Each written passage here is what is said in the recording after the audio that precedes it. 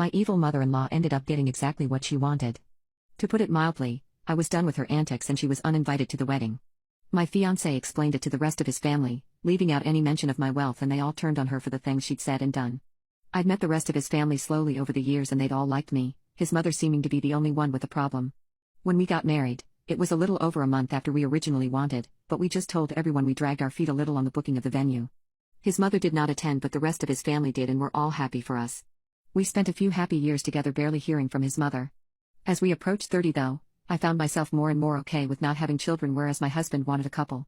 We got counseling, we talked endlessly, and after a heartbreaking few months of towing the line, we amicably decided to divorce. He wanted kids and I didn't, there just wasn't a way to compromise on that. We announced it to his family together, many tears were shed by all, but it was overall probably one of the most peaceful divorces you could ever see.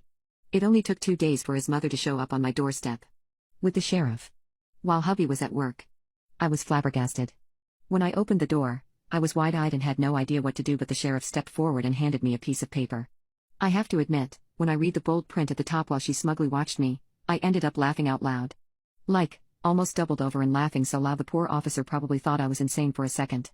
I looked at her, still laughing as she looked angry and confused, and addressed her directly for the first time in almost half a year.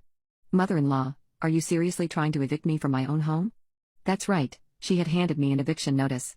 I handed it back to the sheriff, asked him to please stay where he is, and shut the door before she could respond. I don't know what she said, but her wailing could be heard loudly and clearly as I walked through the house to my office. When I went back out, I handed the sheriff the deed to my home, and he looked it over while she looked over his shoulder. The sheriff did not look amused as he glanced towards her multiple times.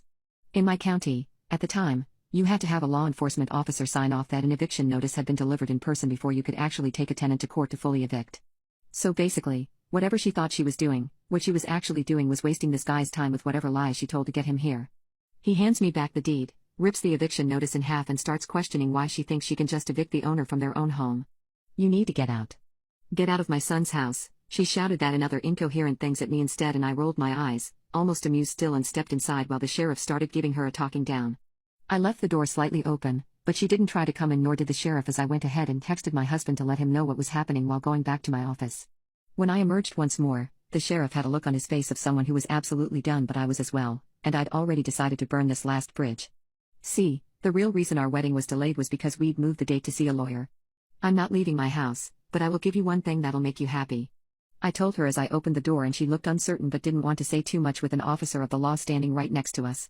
"We got that prenup you wanted, do you want to read it?"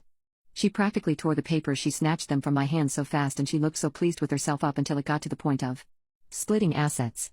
To put it simply, everything attained while already married was split 50-50. Everything from before marriage was to be treated as though we were never married. "What the F game are you playing at?" she demanded, clearly mad, and I decided to hand her the single piece of paper in my other hand.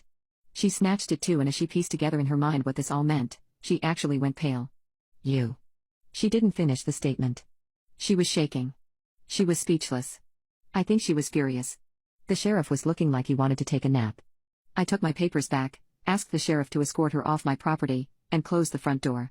Apparently, it became the hottest family gossip because not long after texting my husband the cat is out of the bag, he started getting calls from his family while he was still at work. Many begging him to reconsider leaving me, many telling him to do what he wants, and the majority condemning his mother after getting the full story. His family kept her at bay while we went through with divorce, as apparently she was beside herself and believed she was the downfall of our marriage. One of his aunts remarked that she was distraught that she'd made her son give up a fortune. It didn't matter that my money was an inheritance and untouchable to him even without the prenup. She was certain he could use it however he wished as long as we were married. I learned many years after we divorced, when his mother passed away, that she'd had mountains of debt. No one knows why she pushed so hard on that prenup. I stayed friends with my ex and am with someone else for the past few years. We even go out occasionally with ex, his wife and their kids. He's happy, I'm happy. We still hook up sometimes.